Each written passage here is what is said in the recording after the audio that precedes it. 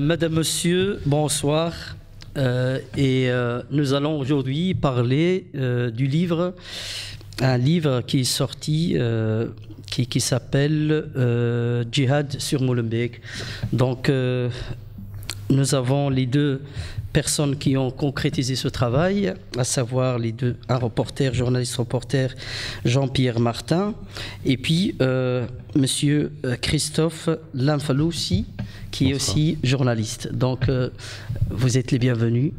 Merci. Merci d'avoir accepté notre invitation. Voilà. Donc, on va parler aujourd'hui du livre Djihad sur Molenbeek, ou Molenbeek sur Djihad. Pourquoi, pour commencer, pourquoi le nom en fait? Pourquoi vous avez intitulé le livre Molenbeek sur Djihad? Votre question, et c'est la bonne question que tout le monde nous pose d'abord. Oui, c'est un titre qui interpelle, qui est dur aussi, Molenbeek sur Djihad.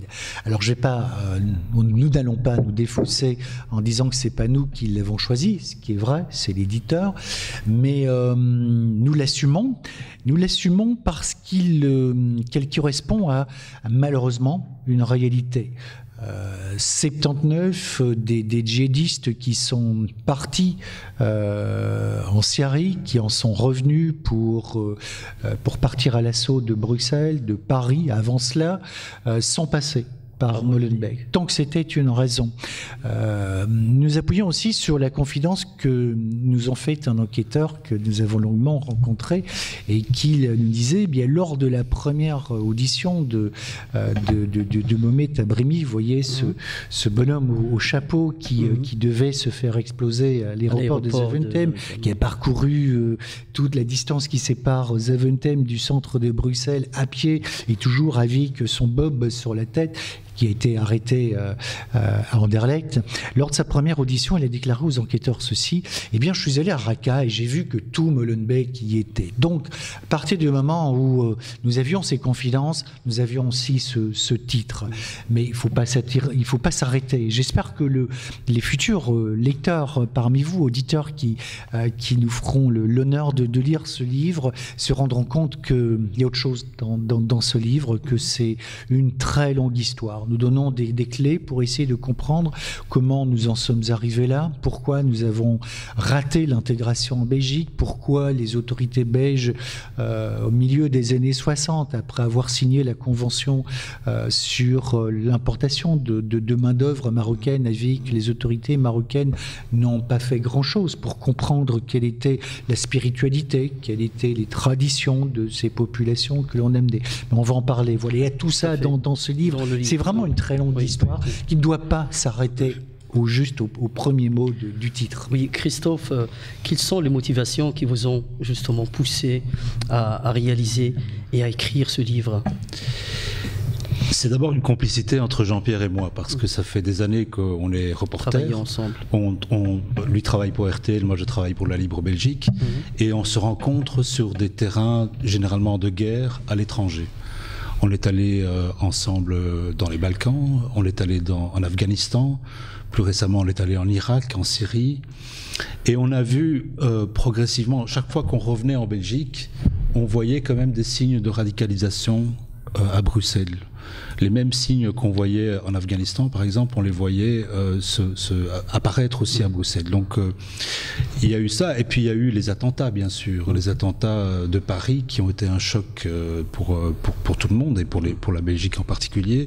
Et puis, les attentats de Bruxelles. Donc, c'était finalement une façon de traduire notre expérience à l'étranger, de le traduire dans un livre qui concernait cette fois-ci la Belgique en grande partie. Okay. Jean-Pierre, est-ce que les autorités, par exemple locales de Molenbeek, savaient que Molenbeek allait devenir justement, disons, un fief du djihadisme islamiste? Eh bien, je vais encore vous citer un des enquêteurs que nous avons vu, un enquêteur qui est assez connu dans la police belge, et qui nous a dit, parce que nous lui posions la même question que vous venez de poser, et il nous disait: ceux qui n'ont rien vu sont des menteurs. Ce qui veut dire, ce qui est très clair, ce qui veut dire que nous avons assisté en Belgique à une très lente dérive, que nous avons fermé les yeux pendant très longtemps, que nous n'avons pas voulu voir pour plusieurs raisons. peut-être par peur de ne pas vouloir blesser une partie de la population belge, aussi par lâcheté, par complaisance, par clientélisme politique. Donc il y a de multiples raisons qui au final ont fait qu'on en est arrivé à cette situation dans Molenbeek devenue presque hors de contrôle, tant les normes du droit n'y étaient plus respectées. Dans le livre, vous pointez aussi le laxisme comme disait, je rebondais un peu aussi sur la réponse de Jean-Pierre, des politiques. Sont-ils responsables directement de la situation actuelle? Par ignorance et par négligence, oui. Ignorance du monde politique à l'égard de l'islam. Qu'est-ce que c'est les différents courants de l'islam, ces courants extrémistes qui se sont installés en Belgique sans que personne ne perçoive quoi que ce soit, sauf quelques personnes, soit des gens de la communauté belgo-marocaine, soit des policiers ou des gens de la sûreté de l'État. Négligence parce que tout responsable politique doit prévenir les choses. Et le bourgmestre de Molenbeek, qui a été Philippe Moreau, qui a été bourgmestre pendant 20 ans, a certainement une responsabilité. Mais ce n'est pas le seul. Il y a aussi une sorte de responsabilité collective. Mais est-ce que maintenant, vous avez l'impression qu'on reprend les choses en main, qu'il y a plus une autre politique d'action, justement pour lutter contre le djihadisme? Bien sûr, à cause des attentats, c'est toujours la même chose. Il faut qu'il y ait quelque chose de grave qui se passe pour qu'on réagisse. Pour qu'on bouge, oui. Et pour qu'on bouge. Et donc, il y a eu, le gouvernement a pris toute une série de lois. On a mis un peu plus de policiers à Molenbeek et dans d'autres quartiers, ce qu'on appelle le plan Canal. Il y a eu aussi plus de moyens pour l'antiterrorisme, pour la sûreté de l'État.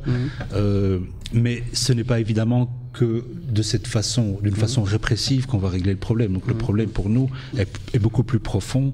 C'est l'existence de cet islam djihadiste qu'on trouve en Belgique, mais aussi ailleurs, et qui est comme un espèce de virus qu'on retrouve d'une zone de conflit à une autre, et qui alimente en quelque sorte une version très très radicale, presque une idéologie qui prône le djihad.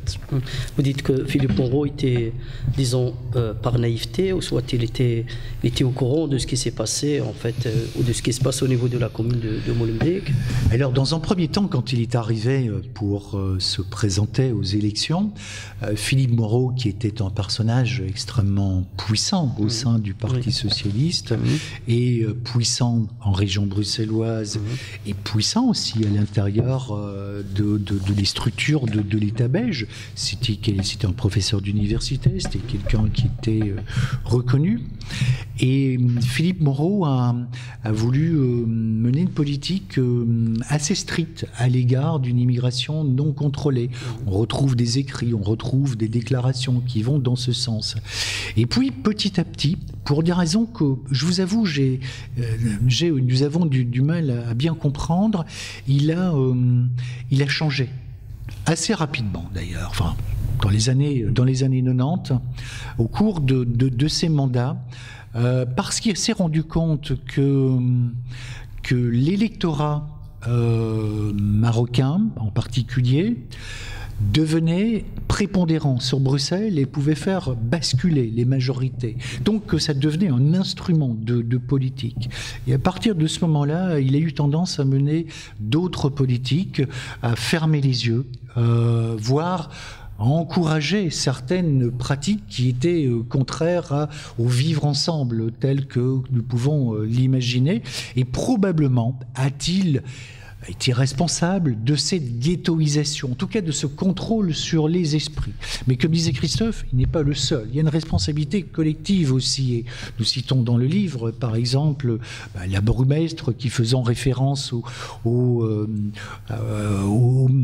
alertes qu'elle lançait déjà au début des années 2000, se voyait répondre « Mais avec quoi tu viens ?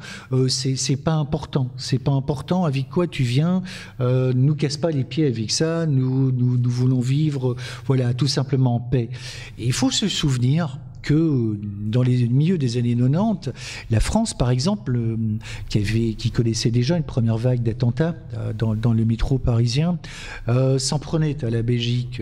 C'était le ministre Pasqua, ministre de l'Intérieur à l'époque, qui avait accusé directement la Belgique. On a retrouvé ses déclarations sur les antennes c'était Antenne 2 à l'époque, et il accusait la Belgique et d'autres pays européens, dont les Pays-Bas et l'Allemagne, d'être en quelque sorte le sanctuaire des GIA et des premiers groupes terroristes naissants.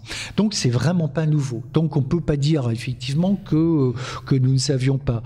Il y a une responsabilité collective parce qu'on n'a pas voulu voir, parce que comme voilà, on vient de l'expliquer, on a voulu se servir des communautés d'immigrés qui, au fur et à mesure, étaient naturalisés comme d'un bataillon de futurs électeurs. Vous avez parlé aussi dans le livre, je pense, disons de la jeunesse à Molenbeek, qu'il y a plus ou moins 50% de jeunes de moins de 26 ans qui ne travaillent pas, qui sont au chômage, etc. Vous avez aussi parlé d'une sorte d'incubation du djihadisme, d'incubation de fabrication de petits djihadistes ici, etc. Est-ce que c'est pas, à votre avis, ce n'est pas le chômage, les problèmes socio-économiques qui poussent justement ces jeunes-là à devenir, à partir en Syrie, tout simplement? Ça demande une réponse très longue, mais la question du chômage est importante parce qu'elle crée de l'oisiveté. Oui. L'oisiveté, ça veut dire que le jeune traîne dans la rue, il ne sait pas très bien qu'est-ce qu'il va faire, et il a des possibilités, en tout cas certains ont des possibilités à ce moment-là de se tourner vers la délinquance. Si vous pouvez vous faire 2000 € par mois en vendant des boulettes de hashish, vous n'allez pas aller à l'école et vous n'allez pas chercher un travail. Donc il y avait cette possibilité, cet échappatoire vers une petite délinquance qui est très claire dans le cas par exemple d'Abdeslam et Abaout, et qui à un moment ces jeunes-là ont été captés en quelque sorte par des recruteurs comme Zerkani, qui sont des gens qui avaient besoin de ce genre de profil un peu délinquant, au début de délinquance, oui. À la recherche aussi sans doute d'une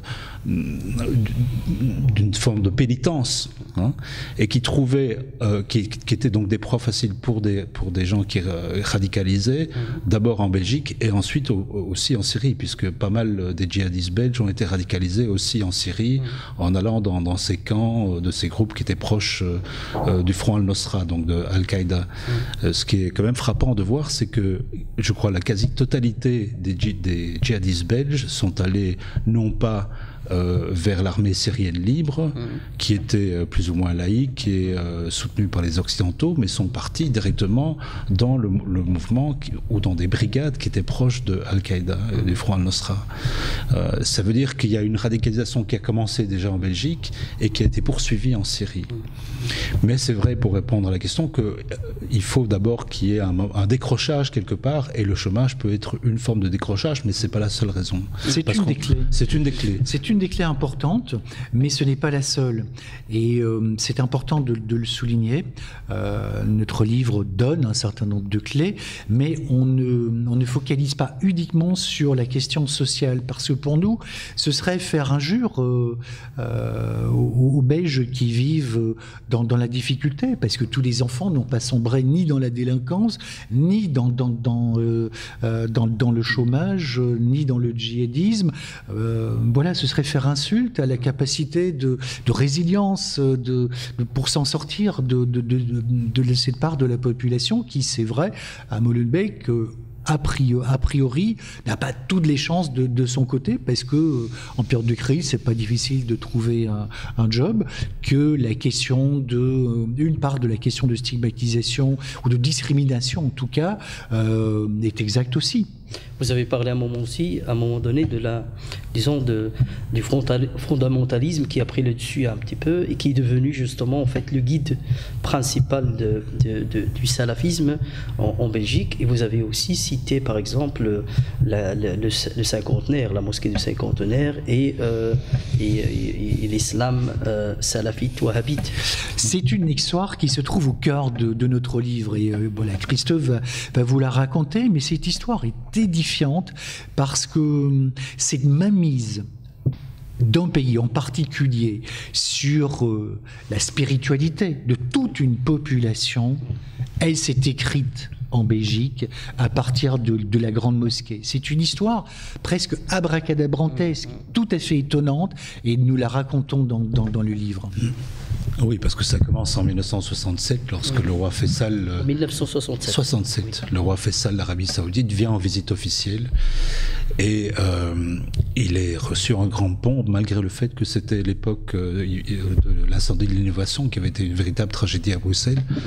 Et le roi Faisal va visiter le centre nucléaire de Mol, tandis que son frère va visiter la fabrique nationale de Herstal, donc fabrique d'armes.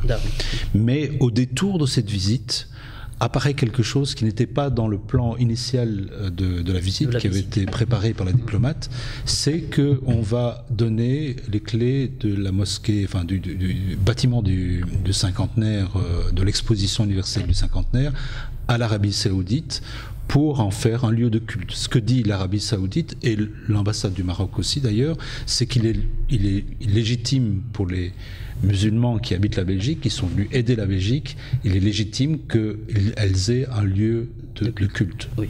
Ce qui part d'une bonne idée. Oui.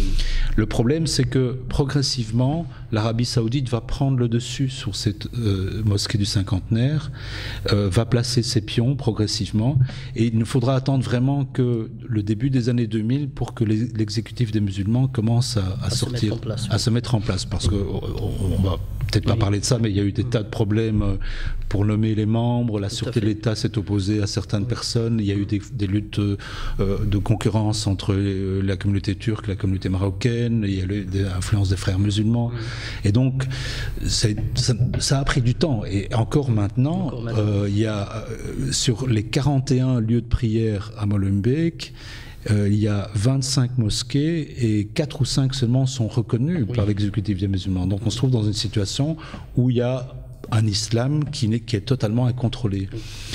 La frange salafiste ou wahhabite reste relativement réduite, puisqu'on parle dans tout le pays d'une trentaine de mosquées qui sont salafistes sur un total de plus de 300. Donc ça reste encore marginal, mais c'est quand même assez inquiétant, parce que pour nous, en tout cas, le salafisme ne mène pas nécessairement à la violence et au terrorisme, puisqu'il y a des versions qui sont tout à fait pacifiques, mais elles induisent un début de détestation de la société belge dans lequel les gens vivent, en disant que ce sont des koufars, qu'il y a le haram, le halal et tout ça, et qu'à ce moment-là, ça crée une distinction entre les fidèles et tous les autres. Elle crée effectivement, c'est extrêmement important de voir que en quelques années, il y a eu une sorte de contrôle des âmes, d'embrigadement. Il y a eu un endoctrinement qui s'est fait subrepticement, comme ça, à l'insu des autorités belges qui, par méconnaissance, n'ont rien vu. Et cette méconnaissance n'est pas neuve. Je reviens, si vous le permettez, à 1967, lors de la visite du roi Faisal. À cette époque-là, contrairement à la France, en Belgique, on n'a qu'une connaissance très limitée de ce qu'est l'islam. Contrairement à la France et d'autres pays européens, à l'Angleterre en particulier, nous n'avons pas eu de colonies dans les pays musulmans. Nous avons bien eu, et on en retrouve les traces dans nos musées, des orientalistes qui ont célébré le monde musulman, qui l'ont parcouru à la recherche de ces vestiges, mais nous n'avons pas de réels connaisseurs de ce qu'était la religion musulmane.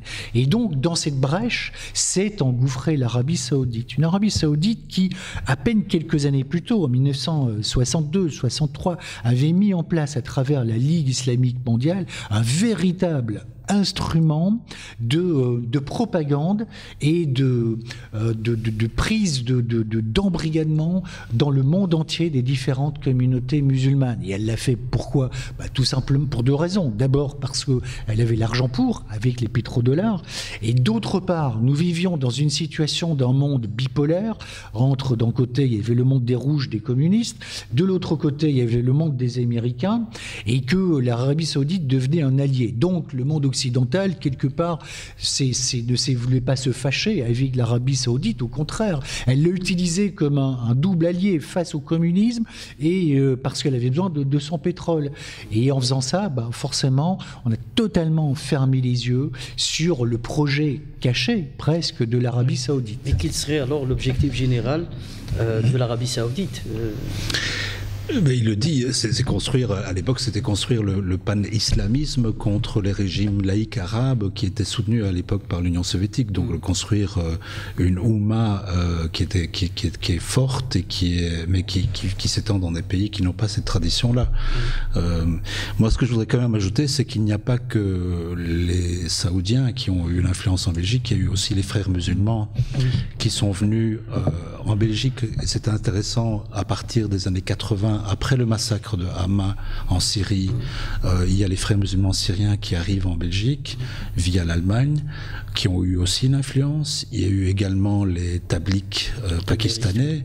Donc on a en fait laissé... La Belgique a et c'est à notre honneur, on a une tradition d'accueil.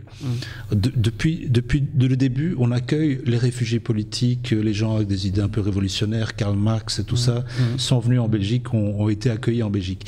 Mais ici, je pense qu'on a perdu un peu le sens de ce qui se passait. On ne s'est pas rendu compte de ce qui se passait. Et donc, à côté d'un islam paisible qui existe bien sûr, on a laissé des groupes extrémistes avoir une influence qui est néfaste. Ce n'est pas une sorte d'accord tacite entre la Belgique quelque part et les terroristes. Du moment qu'on ne fait rien en Belgique, il n'y a jamais eu d'attentat, donc on laisse faire, on ferme les yeux, ça pourrait être ça aussi. Et là-dessus, c'est d'ailleurs là-dessus que à un certain moment, la Belgique comptait en se disant, puisque nous sommes une zone de repli, on ne sera jamais touché par le terrorisme. Et c'était pas tout à fait faux, parce que lorsque les terroristes veulent, juste avant de frapper à Malbec et à Zaventem, ils n'étaient pas sûrs qu'ils devaient frapper en Belgique, ils voulaient plutôt frapper en France. Et ils l'ont fait parce qu'ils étaient cernés. Ils étaient cernés, tout à fait. Et donc, cette logique-là a été tenue par la Belgique, mais aussi par les Britanniques, avec le Londonistan, donc ils ont laissé toutes les prêches radicales être dites à Londres, mais fermant les attentats 2005, donc ils ont changé d'avis à ce moment-là.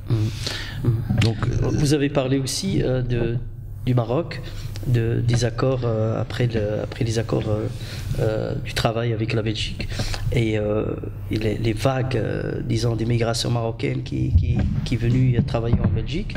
Le modèle l'islam marocain, on le voit un petit peu maintenant au niveau national marocain, mais aussi au niveau international. On voit que c'est un islam quand même de tolérance et de respect et de paix, etc.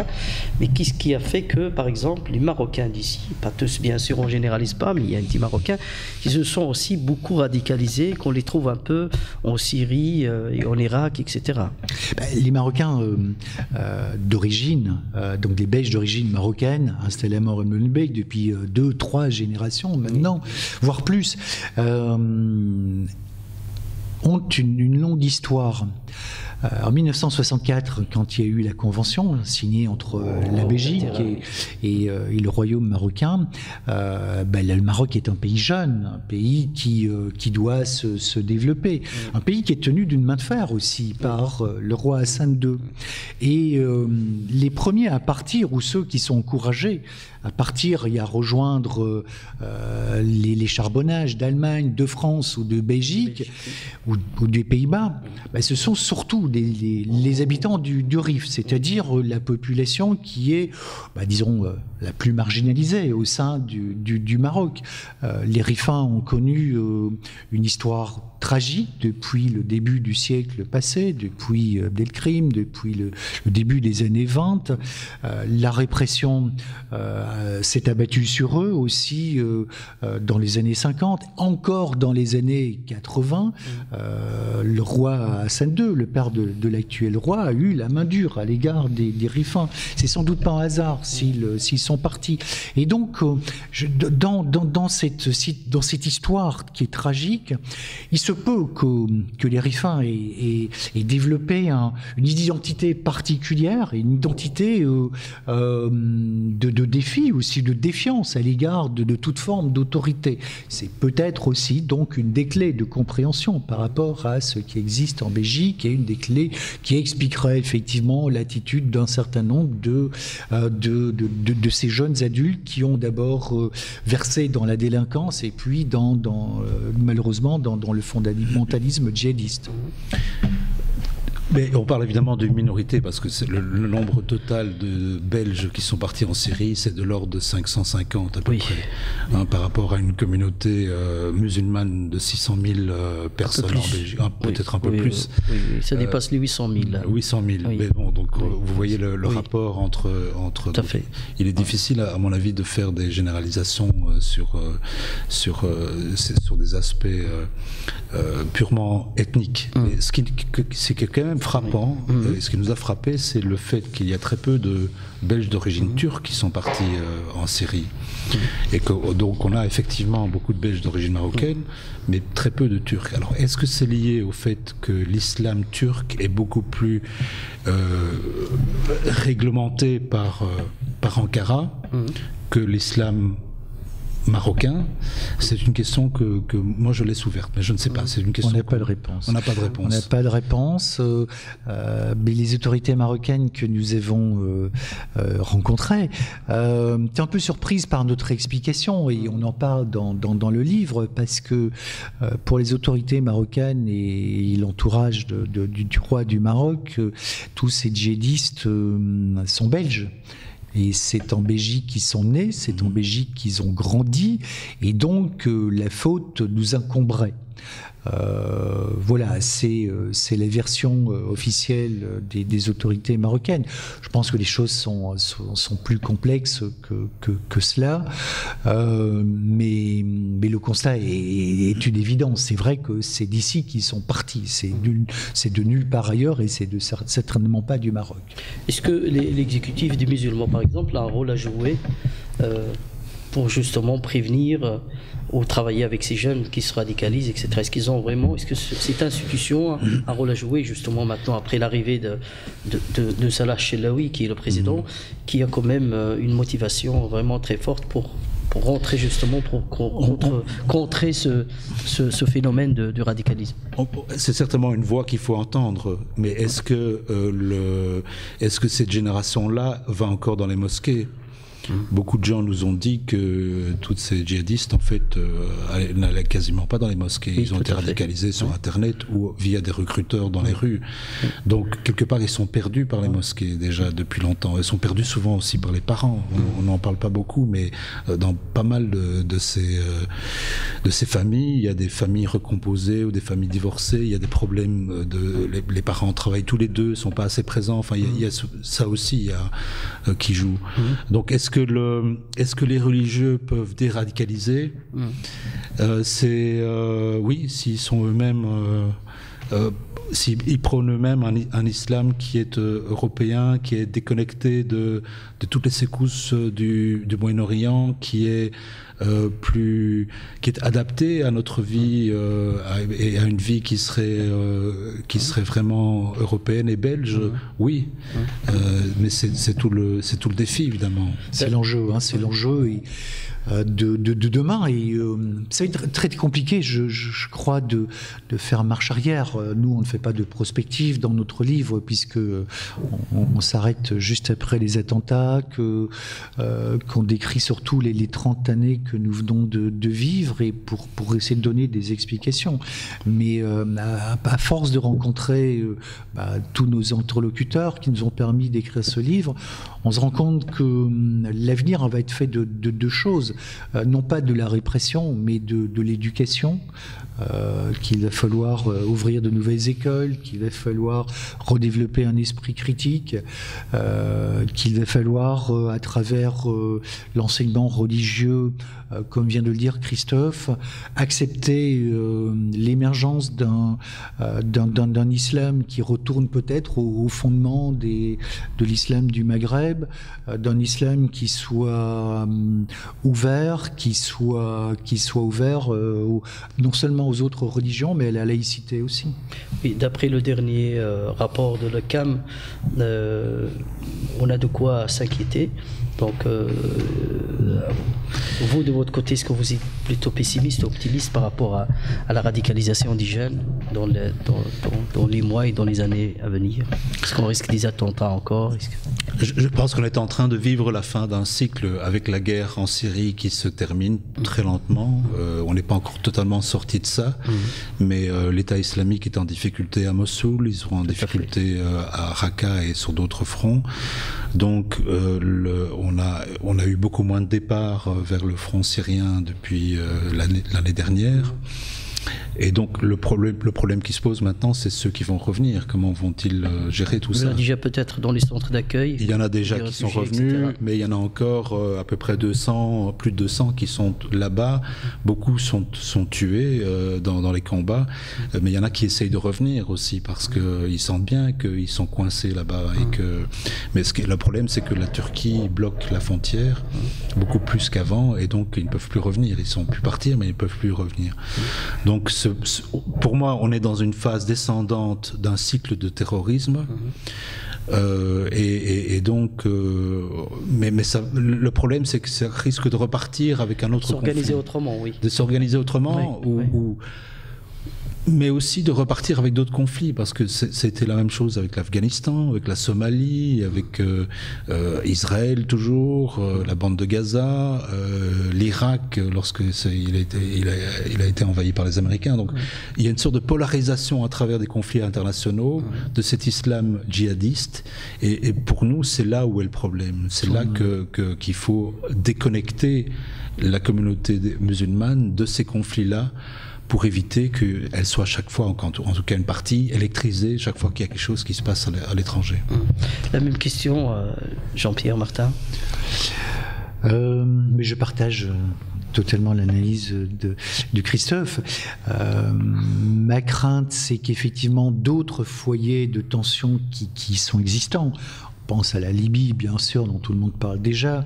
Mais je suis allé il y a 3 mois dans le Sahel, aux confins du Tchad et du Nigeria, sur les traces de Boko Haram. Le Sahel et le nord de la République démocratique du Congo deviennent aujourd'hui de nouveaux terrains de bataille pour Daesh ou pour d'autres groupes, pour AQMI. Donc, nous n'avons pas fini. Je pense que c'est une question de génération. C'est ce que disent certains experts. Nous ne le sommes pas. Je pense qu'ici, on doit tout simplement miser sur l'éducation. On doit accueillir en punissant ceux qui ont tué, parce qu'on ne tue pas impunément, parce que c'est la loi, parce qu'on ne peut pas remettre quelqu'un dans la société s'il a commis les pires des atrocités. Mais on doit pouvoir accueillir ceux dont on pourrait penser qu'ils n'ont pas agi avec la plus grande cruauté. Et c'est un travail extrêmement difficile. Personnellement, je ne crois pas trop à la déradicalisation. J'aime déjà pas ce mot. Ça me fait penser au dératiseur. Je n'aime vraiment pas ce mot. Et autant je fais confiance aux animateurs de rue, et je pense que Dieu sait si les Molenbeekois savent qu'à Molenbeek, justement, ils ont des animateurs assez extraordinaires, qui sont attentifs, qui sont proches des mamans, des papas, qui peuvent comprendre beaucoup de choses. Autant des structures comme ça institutionnelles qui coûtent d'ailleurs beaucoup d'argent, je suis méfiant. Je préfère que cet argent-là aille dans l'ouverture de nouvelles écoles, que dans les écoles de bons profs, explique le monde, explique un monde dans lequel nous vivons et qui est pas simple, qui peut générer des colères, mais tout à fait compréhensibles, et qui peuvent expliquer les choses sans détour, sans tabou, parce que voilà, il y a beaucoup de préjugés, on n'ose pas dire les choses, et c'est terrible. À Molenbeek, c'est ce qui s'est passé pendant 2 décennies. On n'a pas osé dire les choses, on n'a pas voulu les voir, on n'a pas osé dire les choses. Donc maintenant, il faut appeler un chat, il faut dire les choses, et c'est ce qui va permettre d'avancer.